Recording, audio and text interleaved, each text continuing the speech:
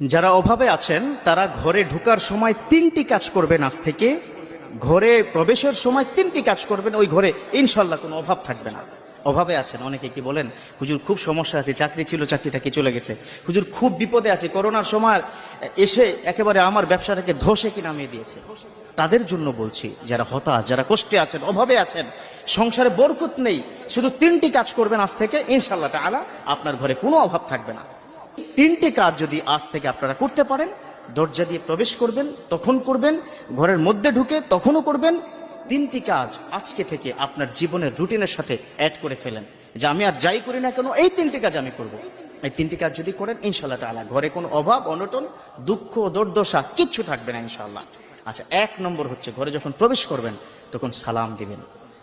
এখন চিন্তা করবে অনেক যুবক বন্ধুরা, কি বলে না বলে, আমার স্ত্রীকে আমি সালাম দেব, লজ্জা লাগবে না? আমার ছোট বাচ্চাকে আমি কি সালাম দেব? খবরদার, আল্লাহ রাসূল সাল্লাল্লাহু আলাইহি ওয়াসাল্লাম গোটা জিন্দেগিতে বাচ্চাদেরকে সবার আগে সালাম দিতেন। এখানে শেষ নয়, আম্মা জান আয়েশা রাদিয়াল্লাহু তাআলা আনহা দীর্ঘ প্রায় 9 বছর ধরে চেষ্টা করেছেন আমার রাসূল সাল্লাল্লাহু আলাইহি ওয়াসাল্লামকে তিনি সালাম দিবেন। তাই আগে যখনই তিনি প্রস্তুত হয় দরজার বাইরে, দরজার এই পাশে তিনি লুকিয়ে থাকতেন যে আমার রাসূল ঘরে প্রবেশ করবেন, আগে আমি সালাম দেব। কোনোদিন পারেন নাই। আমার রাসূল ঢুকেছেন, সাথে সাথে তিনি কি বলেছেন? আসসালামু আলাইকুম। আল্লাহু আকবার। এই সালাম প্রদান করবেন, যখনই দিবেন মনে রাখবেন আসসালামু ক্বাবলাল কালাম, মনে রাখবেন এই সালাম প্রদান করে যদি আপনি ঘরে প্রবেশ করেন আপনার ঘরের মধ্যে বরকত আসবে। অনেকে আমাকে প্রশ্ন করেন, হুজুর যেই ঘরে কেউ নাই, সাপোজ আমার ওয়াইফ থাকে না, আমি কি ব্যাচেলার বা একা আমি থাকি, ওই মুহূর্তে কি সালাম দেব? হ্যাঁ, ওই মুহূর্তে আপনি সালাম দিবেন। কি কারণ? মূল কারণটা হচ্ছে ঘরের মধ্যে ফেরেশতারা সবসময় থাকে, ফেরেশতাদেরকে সালাম দিবেন, আল্লাহ রহমত অবারিত দ্বারায় বর্ষণ করতে থাকবে। এখানে শেষ নয়, ওই ঘরের মধ্যে যদি সালাম দিয়ে আপনি প্রবেশ করেন, ফেরেশতারা পুরো ঘরটাকে এত সুন্দর করে রহমতের সহিত কি রাখবে যে আপনি কল্পনা করতে পারবেন না। কোনো বজ্জিন, কোনো শয়তান, কোনো বড় ধরনের মানব শত্রু আপনার ঘরে প্রবেশ করবে না। তাহলে 1 নম্বর কাজ সালাম দিব।